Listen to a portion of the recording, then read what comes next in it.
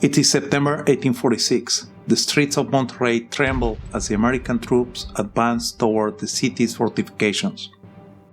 The thick roar of cannons and echoes of musket fire fill the air. A few months earlier, what had started as an operation to secure northern Mexico had turned into a fierce struggle for every street, every rooftop, and every stone.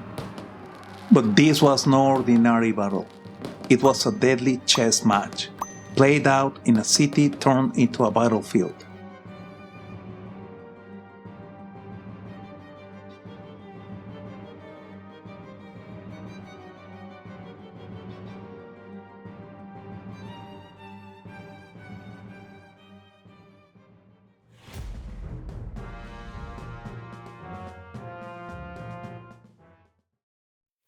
Before launching his assault on Monterrey, General Zachary Taylor needed answers. He knew the Mexicans had spent months fortifying the city, transforming it into a formidable stronghold. But just how strong were those defenses? Where were the weak points? Taylor didn't know, and that uncertainty could cost him everything. In the early hours of September 19th, the U.S. Army of Occupation arrived near Monterrey and set up camp in an area known as Walnut Springs. At midday, Taylor sent 2 reconnaissance teams to scout the city's defenses. One led by engineers Joseph Mansfield, Joe Sanders, and Jeremiah Scarrett, along with some Texas Rangers under Captain Gillespie. They marched toward the west of Monterrey. The other group, led by Captain William G. Williams and protected by Randall Ridgely's artillery, moved east of the city. But exploring the city would not be easy. Dense fields of corn and sugarcane covered the plains north of the city, forcing the men to move dangerously close to the Mexican lines to observe the defensive positions.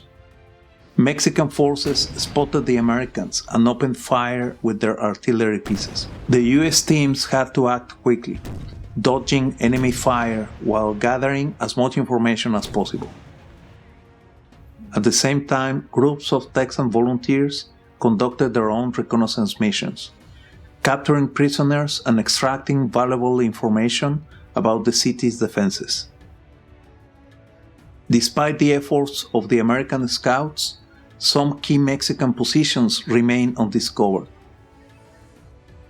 As night fell, the U.S. Army engineers returned without reporting any casualties. Major Mansfield brought 5 prisoners and confirmed that Monterrey's western defenses had certain weaknesses.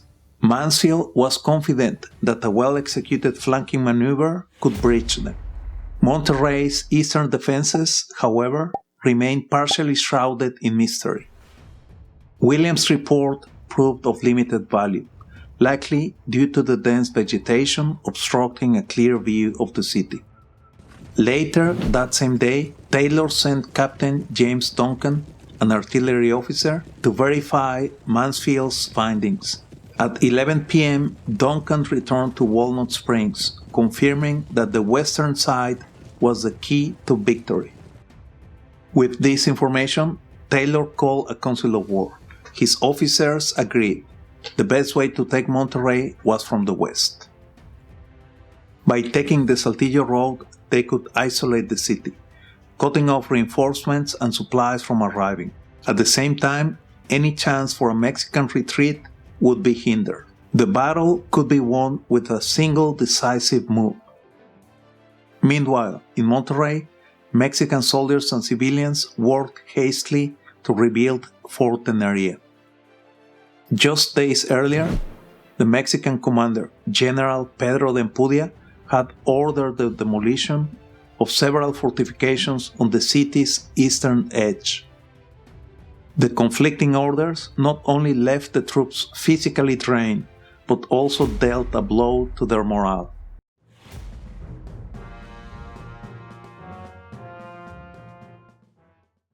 Capturing Monterrey's western fortifications would require a decisive leadership. Taylor didn't hesitate.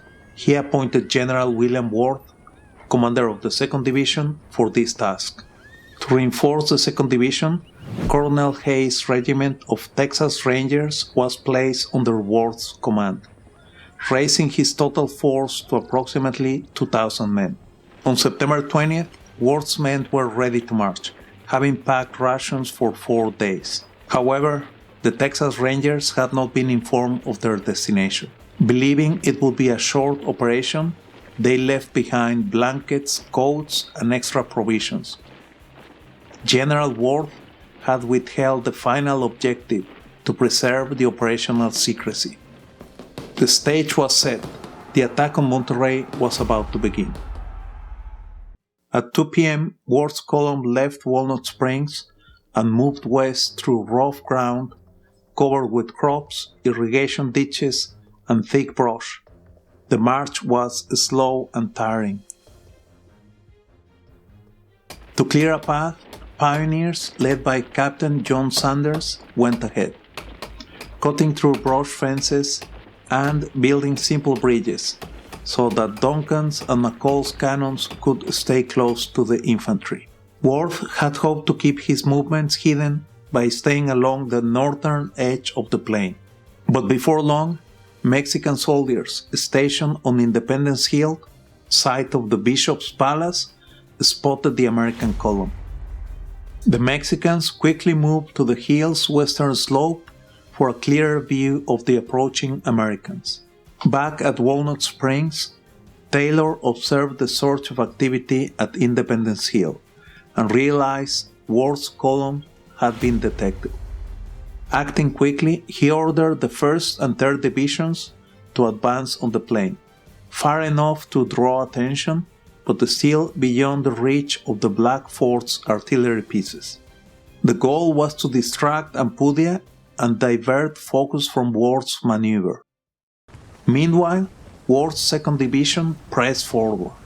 The American troops soon reached the road to Pesqueria Grande, then turned south onto a narrower path, lined with jacales, which led toward the Saltillo Road. That afternoon, General Ward and his staff rode at the front of the column. They were escorted by Texan cavalry. As the leading group ascended a low hill to survey the defenses of Independence Hill, Mexican forces prepared an ambush. Unseen by the Americans, Mexican soldiers quietly descended the southern slope of the hill, maneuvering around its base and slipping into the cornfields flanking the Saltillo Road.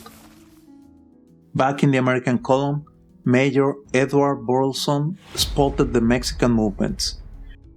He immediately rode ahead to warn General Ward of the approaching threat. By the time Ward received the warning, his vanguard had already advanced nearly 1,000 yards, or about 900 meters, ahead of the main column. Before Ward's men could react, the cannons atop Independence Hill roared to life. At the same time, Mexican infantry and cavalry surged forward, aiming to cut off the American scouts from the main column. Gunfire cracked across the plain as both sides exchanged volleys, and for a moment, the American advance party appeared to be in serious danger. But Ward's group held their ground, regrouped with discipline, and managed to fall back safely to the main column. This was just the beginning. After a long and exhausting march, Ward's men finally set up camp near a group of jacales, far from immediate threats from Independence Hill. Exhausted and hungry, some Texan soldiers had begun to wander off in search of food when Mexican horsemen suddenly appeared on a nearby hill. Without warning, they opened fire on the unsuspecting Americans. Colonel Hayes quickly took command, placing his men behind a nearby brush fence. From cover, they fired with accuracy, driving off the Mexican cavalry without taking a single casualty. After the brief skirmish, both sides withdrew to their original positions. As night fell over the American camp, General Ward sat down to write a crucial message to General Taylor. Using a burning corn cob as a makeshift lantern, he detailed his request. Basically, it said this: create a distraction. Worth knew that if Taylor could draw Mexican forces toward the northeastern sector of the city, it would weaken the western defenses, precisely where he intended to strike. To make his plan work, he needed Taylor to hold the enemy's attention for just one day. For now, we will leave General Worth at his camp on Monterrey's western flank. In our next episode, we will shift our focus on Taylor's assault on the eastern flank of Monterrey. And that brings us to the end of today's journey through history. Do you think Taylor's decision to split his army was a wise one? We would love to hear your thoughts in the comments below. If you enjoyed this episode, make sure to give it a thumbs up. And don't forget to subscribe and activate the notification bell. This ensures you won't miss any of our upcoming videos. Thank you.